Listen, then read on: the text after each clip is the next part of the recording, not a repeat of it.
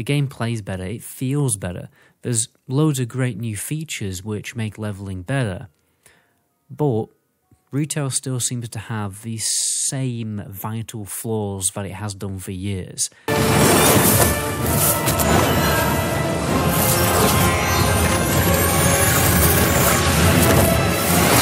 Alright guys, so today you're going to watch a complete classic Andy return to retail World of Warcraft to play Dragonflight. Now, I did used to play retail, but I have not played it in any serious way since the end of Legion, so that's quite a long time ago. Although I did dabble a little bit in BFA, it really was just a pump and dump. So what we're doing for this experiment is I'm going to jump into this game as if I was a completely new player. I'm going to start playing all the way back from level 1, and we're going to see whether the game impresses me or not. Because I feel like if a game can't hook you after you play it for an entire afternoon, like a good 5 hours, then it's probably not that great. But anyway, let's see. We're going in blind. This is going to be a totally unscripted video. It's going to be recording my natural first impressions. So I guess the first thing we need to do is make a new character. Looks like these are all my old characters. For the long-term followers of the channel, you know who this character is. And I know Asmongold will absolutely love this transmog. But anyway, let's not get too distracted by my old characters. Let's make a totally new character. Holy sh**, that gnome looks pretty cool, I'm not gonna lie. Why the hell does he have like 4 demons? And why is he a black guy? I mean, not that I'm complaining or anything, I mean, that's pretty cool. I didn't know the gnomes can have that skin tone. Now, another thing I'm noticing is there seems to be a lot more races. Like, wait, what? A dark iron dwarf? Oh, that's not a new race. That's just another dwarf. Like, what's going on there? Did Blizzard like run out of ideas to make new races and just kind of like, oh, we'll just like add a dwarf with different coloured eyes? Like, what is going on there? And what? Another Draenei? A void elf? So there's another elf. That's just a blue elf. Oh, okay, there's a robotic gnome as well. I mean, that's actually kind of cool, but like, why didn't they just add this to the current races in the game? Why did they have to make new races? In Lord of the Rings Online, they have this thing where you pick a race and then you pick an origin of your race, like a background. Don't understand why you couldn't do that. Like, you can pick a dwarf and pick where your origin story is. That would have been a much better idea, in my humble opinion. It looks like there's a lot of new races. Nightborn, Tauren again. Oh, they decided to make another orc. That's very original. Right. Wait. I honestly don't know what to say about this one. I mean, it's like a fox or a squirrel. You'd think this would be an alliance race, but it's very weirdly a horde race. That's interesting. And it looks like I can't play the Drakfear without the expansion. I can't even have a look at it. You know what I'm going to do, guys? I'm going to be a complete classic Andy and just pick a human warrior, because I want to see like how that starting area has changed. Whoa, this zooming thing is kind of cool. And the graphics, as you know, it goes without saying, have dramatically improved.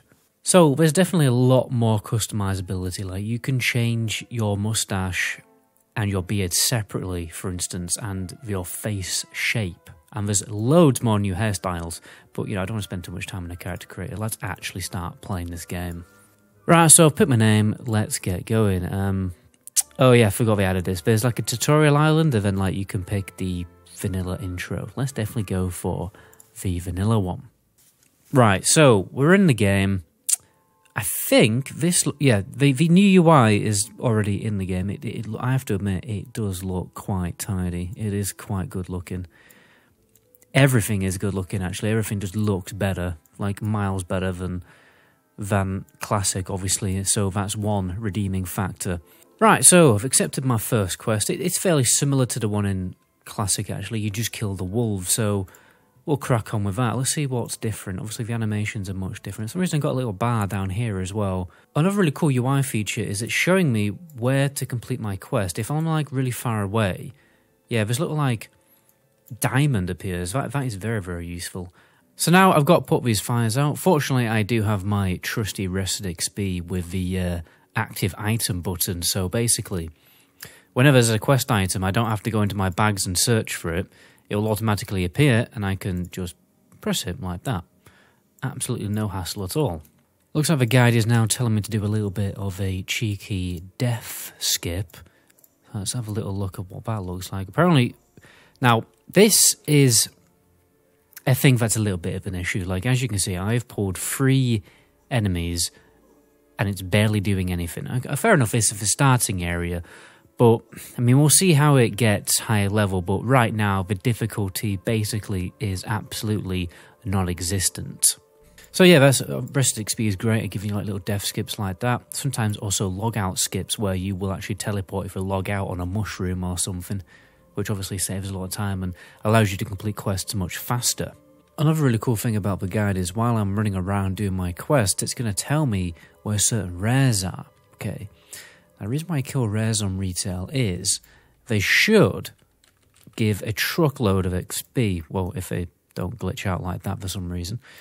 So, let's see how much XP this gives. Okay, so that was like 2 bars of XP. And I actually nearly died, interestingly.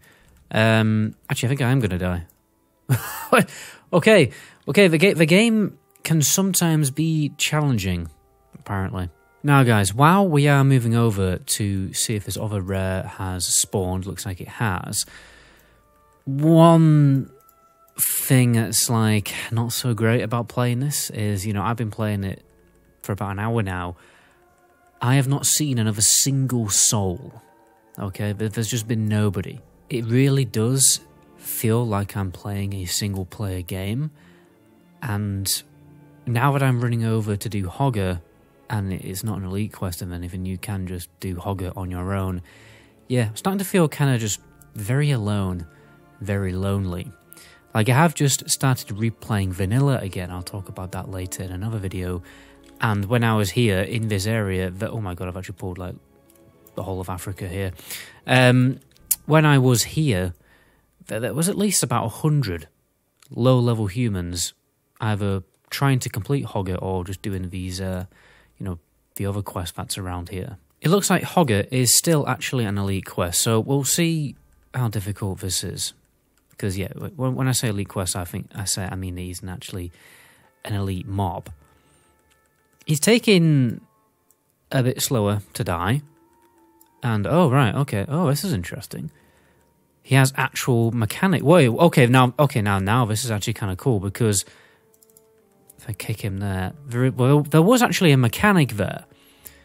That was actually quite interesting, but, you know, he was kind of dead before it became relevant, even without heirlooms. So I imagine even with heirlooms, this would just be an absolute doddle. Now, that was interesting. It was cool how we had mechanics and stuff. Like, if he just lasted a little bit longer, if his health pool was a bit bigger and he had a bit more mechanics, this would actually be quite interesting, and I would say this is a dramatic improvement, actually. Rest XP has also rather intelligently highlighted another rare mob in the area that I can go and kill for a little bit of extra XP. If you guys don't already know, you know, Rest XP is actually made by world record holding speed levelers in the game. Obviously, they have recently exclusively made guides for Classic, but they have recently started collaborating with all of the world record holding speed levelers on retail to make this new updated guide, especially for Dragonflight. So we'll also include the leveling journey, you know, up to level 70.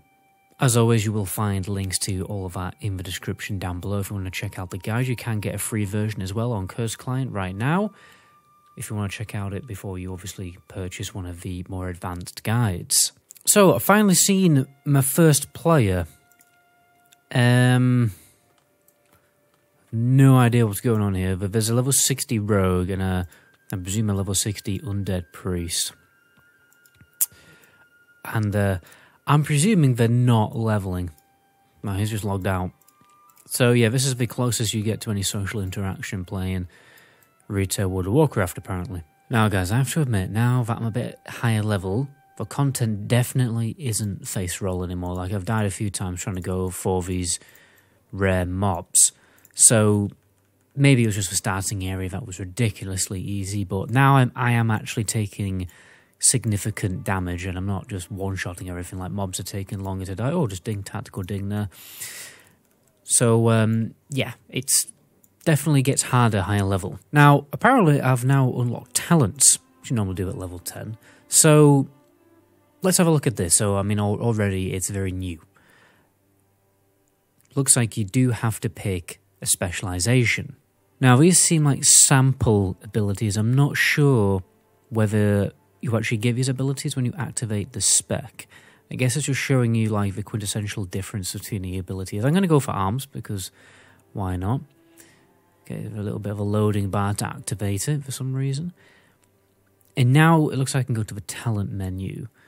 Okay, so it looks like you have two talent trees. You have a warrior talent tree with basic warrior abilities and iconic stuff like defensive stance. Then you have your specialization talent tree. Don't know how often you unlock these or anything, but I can't spend any points there. I can only spend points currently in the warrior talent tree, so I think this impending victory is definitely going to be a useful ability while leveling. It replaces victory rush and allows me to get more healing out of it, so we'll give that a spin. Okay, so for some reason after those LUI errors, I managed to turn them off with a code that I always use to turn them off, but now my key bindings don't work. So when I go to press the key binding, yeah, nothing happens. I'm forced to be a clicker now for some bizarre reason. I really hope maybe why and see if it works, but it's pretty funny how like a couple of hours in I'm already encountering bugs, pretty serious bugs. One cool thing I've also noticed is there's a quick keybind mode, which obviously a lot of more modern add-ons have, where you can just hover over your abilities and keybind them. It really feels like when you're playing retail, you probably don't have to have that many add-ons installed, especially as everything is customizable and it moves around. So it seems like now, at level 10 you can get Apprentice Riding, and it was ridiculously cheap. It was only 90 silver. So now should I be able to mount all the mounts that I've collected from retail, I believe. Can I actually mount this? Wait. Well, why on earth would I be able to mount this? Like,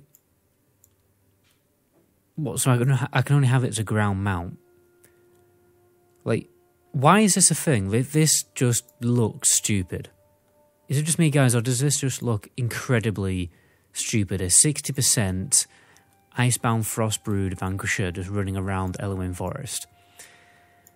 Yeah, this is kind of like one of the reasons that just makes retail look cheap, almost.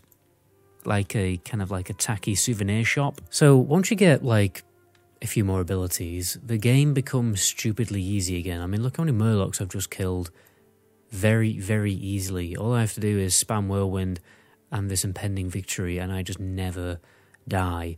Because I've unlocked a new talent, now I can get Mortal Strike, which, yeah, is a single target ability, obviously.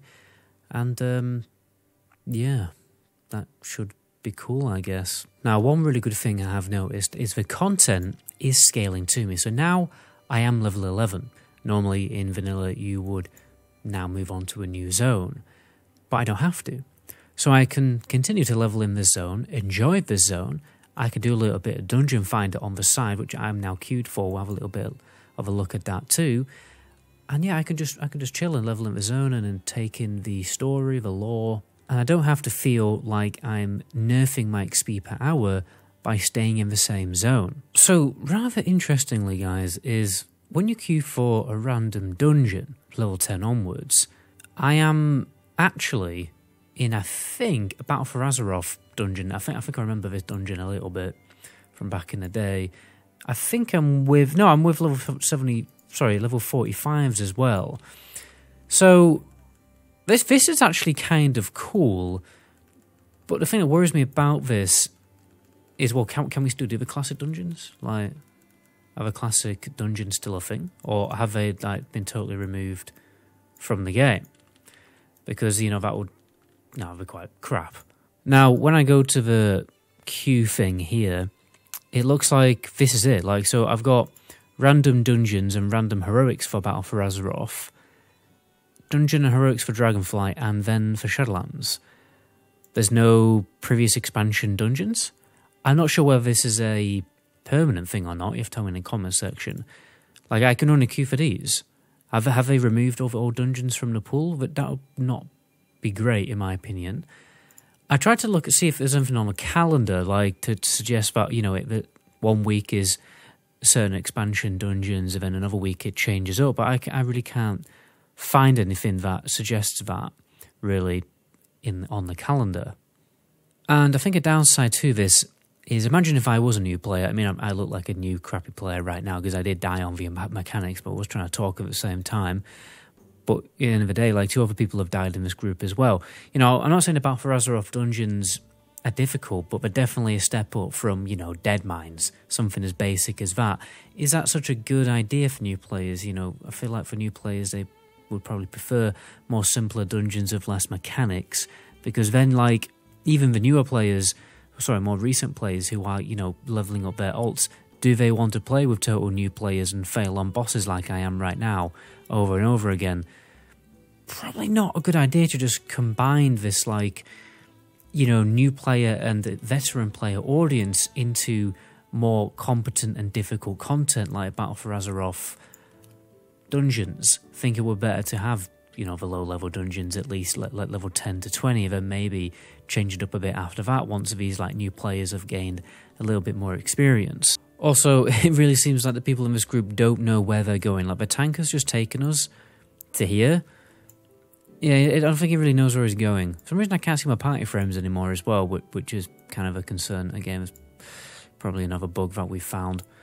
Also, guys, this weird bug where for some reason my keybinds don't work just happened to me again and got me killed in the middle of a boss fight.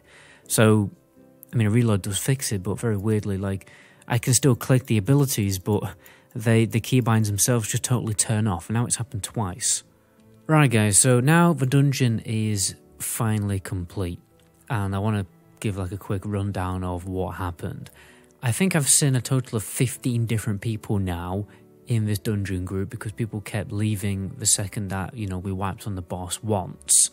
What's fairly obvious is there's quite an issue here. There's a reason why I'm wearing heirlooms at the minute, is because I actually felt bad about how much I was carrying the group down by not having heirlooms on. My character is definitely not tuned for this content. I know that my character has been... Well, the content's either been scaled to my character or I've been scaled to the content, I don't really know.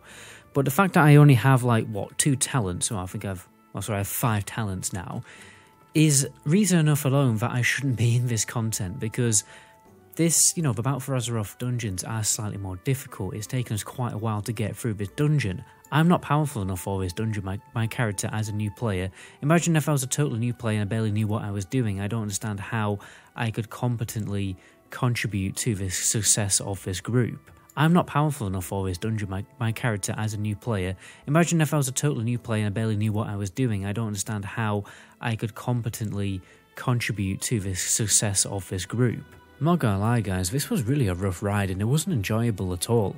I'm not going to deny that the content itself is much more interesting. There's loads more mechanics going on. The game looks obviously so much better. There's just something that doesn't feel right about all this. Like, why am I, as a level 10, jump straight into this kind of endgame content scenario? And it looks like if I want to level through dungeons, I'm expected to do this all the way until level 60. Like it says 10 to 60 there, I can only do these dungeons all the way up until that level, and there was another level 45 guy in here. So guys, I think it's about time to draw some kind of conclusion to this video. I've been playing a good 3 hours now, or 3 to 4 hours.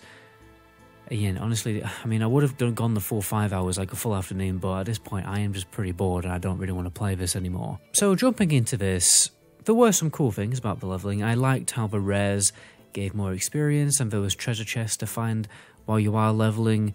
I also like how the content scales to the character, so that you never feel you have to jump onto a new zone. You can just chill and enjoy a zone at your own pace.